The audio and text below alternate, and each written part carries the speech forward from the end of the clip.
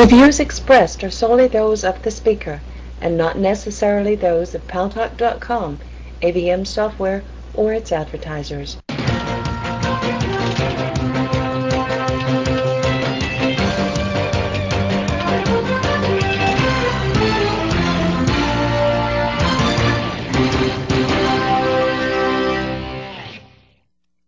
News Talk is online. News Talk Online is a production of Paltalk.com, the largest multimedia interactive program on the internet, with more than 4 million unique users on demand on iTunes and on YouTube and on my blog, GaryBaumgarten.com, where you are invited to comment, whether you agree with the author or not. And thanks to our friends at CRN Digital Talk Radio, well, we are syndicated across the United States into 12 million additional households. I am your host, Gary Baumgarten. Today, I'm very pleased and honored to introduce our first guest, former Lieutenant Colonel Oliver North, United States Marine Corps retired.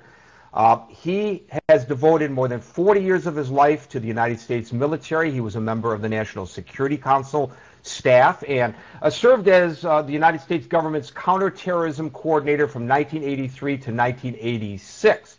President Reagan described him as an American hero. Of course, he did have a bit of controversy during that period, during the Iran-Contra situation. Since the attack of September 11th, 2001, Oliver North has been covering the soldiers, sailors, airmen, the guardsmen, the Marines fighting the global war on terror for the Fox News Channel.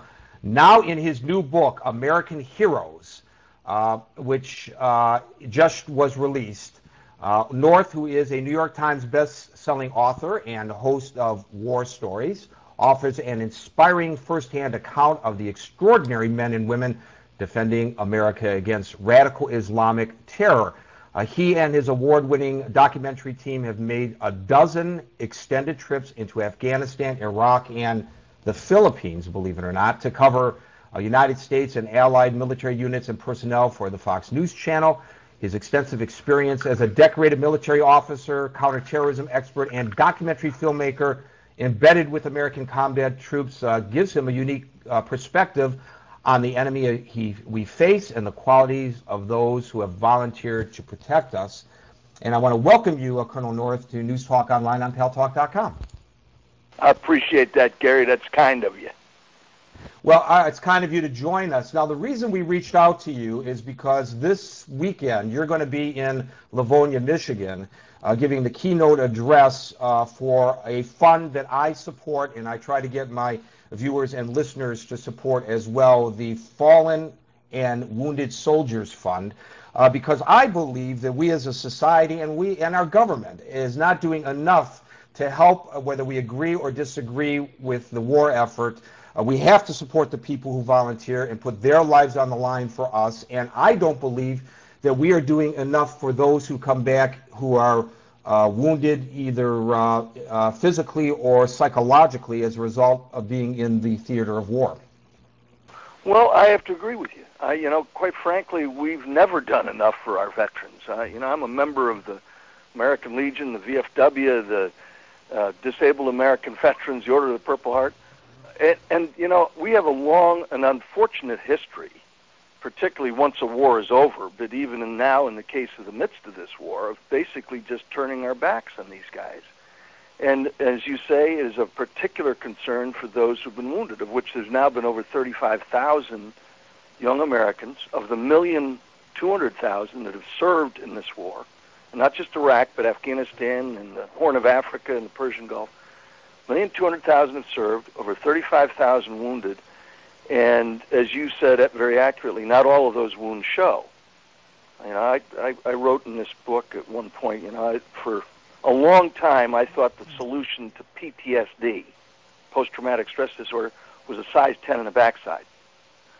And then I saw it firsthand out there in Iraq with youngsters who had just endured what I have to tell you was the survivors of the worst mass casualty event I've ever seen. And I've seen a lot of war. And I have to agree with you, Gary. I don't think as a country we do enough. I don't think as a society that we recognize the sacrifices of these youngsters. And I am particularly opposed to the ideas of trying to make victims out of everybody who's gone, But I also believe the best solution to that is for all of us as Americans to heed the remarkable sacrifices being made by this all-volunteer military.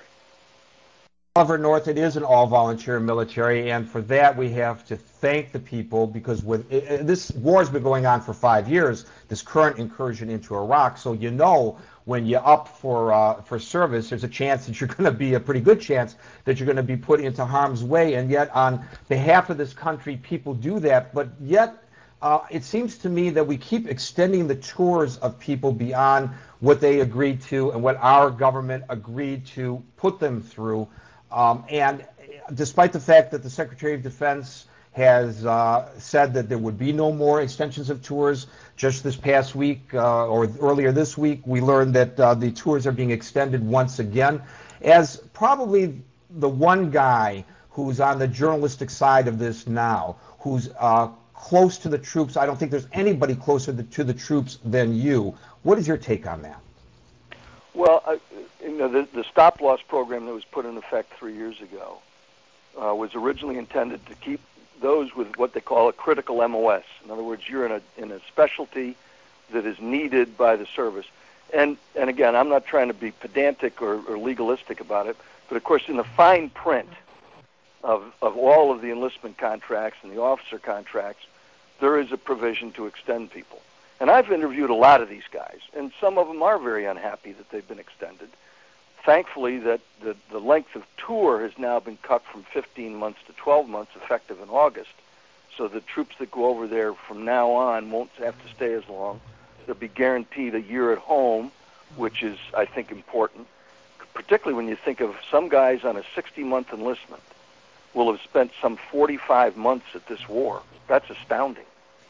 And yet the remarkable thing of it, Gary, is to a very large extent, these guys and gals volunteer to go back because they know that they're, one, winning, and number two, they want to be with guys to finish the job and guys that they started out with, what the Army and the Marines call battle buddies.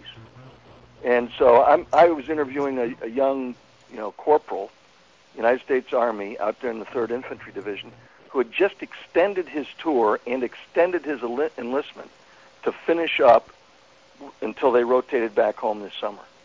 I said, how long have you been out here? He said, well, by the time I get home, this tour will have been 19 months. And I said, what are you going to do when you go back? He said, I'm going to go back to college. And he said, the timing is going to work out fine because I'll get back home in July and I'll start college in September. So there has been no doubt a considerable hardship worked